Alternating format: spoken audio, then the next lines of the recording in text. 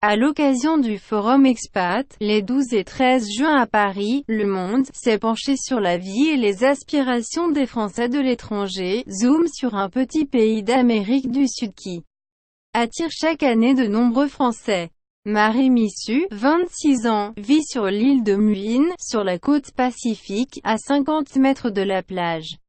Tous les matins, elle se rend à son bureau en moto-taxi, en saluant au passage ses amis équatoriens. Depuis 2 ans, elle coordonne ici les projets de l'ONG espagnole Paz y Desarrollo, Paix et Développement. Une activité de terrain qui lui plaît. Ici, j'ai un rapport direct avec les bénéficiaires, alors que, si je travaillais en France ou même à Quito, la capitale, ce serait plus un travail de coordination, explique la jeune femme. À midi, Marie déjeune au bord du fleuve qui sépare l'île de Muin du continent. Comme c'est une ville de pêcheurs, il y a toujours du poisson ou des fruits de mer frais. Le soir, elle se baigne souvent dans l'eau tempérée de l'océan Pacifique avant de partager une soirée avec ses amis, sur la plage, autour d'un feu de bois. J'aime l'ambiance qu'il y a ici, c'est toujours s'animer, les gens sont chaleureux, tout le monde se connaît. Comme elle, 2830 Français résidant en Équateur sont inscrits au registre des Français établis hors de France.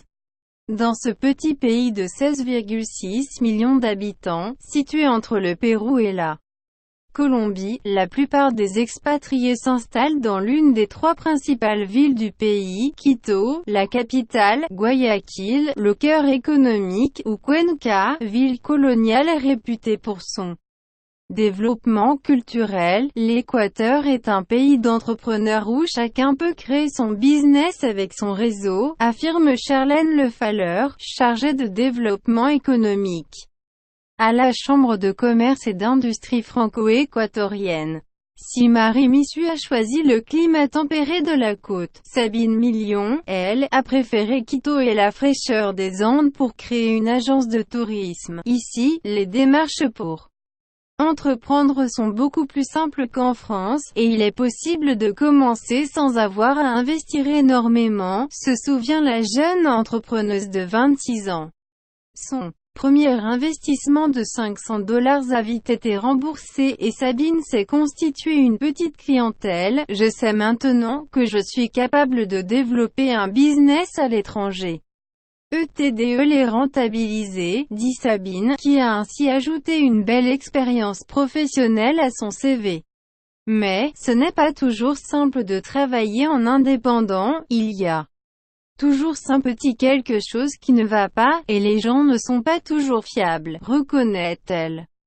7e économie d'Amérique latine, l'Équateur est économiquement stable, avec un taux de croissance de 3% du PIB. Le pays offre donc aux expatriés français des conditions de vie plus ou moins confortables, selon leur mode de travail. Pour Sabine Million, qui est indépendante, il y a de bons mois et d'autres plus compliqués. Loïc Staline, 25 ans, effectue quant à lui un volontariat international en entreprise, vit à Guayaquil, dans une entreprise américaine spécialiste des matières premières. Un contrat avantageux puisqu'il donne droit à une exonération d'impôts dans le pays et que l'entreprise prend en charge son logement. Le travail reste en effet la principale raison de l'expatriation des Français en Équateur. C'est en tout cas ce qui a conduit Serge Mahler dans la capitale. Après avoir vécu en Espagne, en Bolivie, en Argentine et au Salvador, il est président de l'Alliance française à Quito depuis bientôt 3 ans. Un travail qu'il affectionne particulièrement et qui n'a, selon lui, pas d'équivalent en France. C'est un très beau poste, car nous gérons à la fois un centre de langue et un centre culturel à la programmation riche et intéressante. C'est vraiment grisant, confie-t-il. Malheureusement, dans 1 an, sa mission prendra fin. Mais pas de quoi tourmenter cet expatrié au long cours, j'aime bien ce côté mission à durée définie. Ça donne une certaine énergie pour mettre en place des choses qu'on a envie de voir aboutir. C'est stimulant. Même s'ils viennent pour le travail, les expatriés profitent évidemment des paysages incroyables, entre l'Amazonie, la cordillère des Andes, la côte pacifique et les îles Galapagos. Le week-end, on a le choix. On peut aller se baigner dans une eau à 30 degrés Celsius ou aller randonner à la montagne, où il fait 0 degrés Celsius. Du coup, nous sommes prêts à faire 4 heures de bus le vendredi soir après le travail pour aller découvrir de nouveaux endroits, explique Loïc Staline. Marie Missu, elle, n'oubliera jamais le jour où elle a appris à pêcher des crabes dans la mangrove avec ses amis de Muine, ni celui où elle a passé 9 heures en haute mer pour participer à un concours de pêche.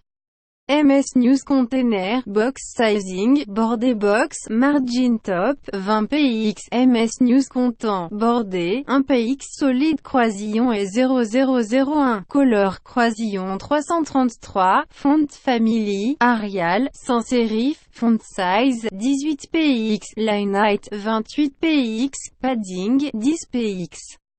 5px, 5px, 15px, Background Color, RGB, 255, 255,255, MS News Content A, Couleur Croisillon 0 AF, Texte Décoration, Non, MS News Content A, Visited, Couleur Croisillon 4 de l'air commune 4FF, MS News Content A, Over, Couleur Croisillon 1 à 95 D2, MS News Content A, Actif, MS News Content A, Focus, MS News Content A, Over Outline, 0, MS News Content P, Display, Inline, Vertical Line, Text Bottom, MS News Image, Float.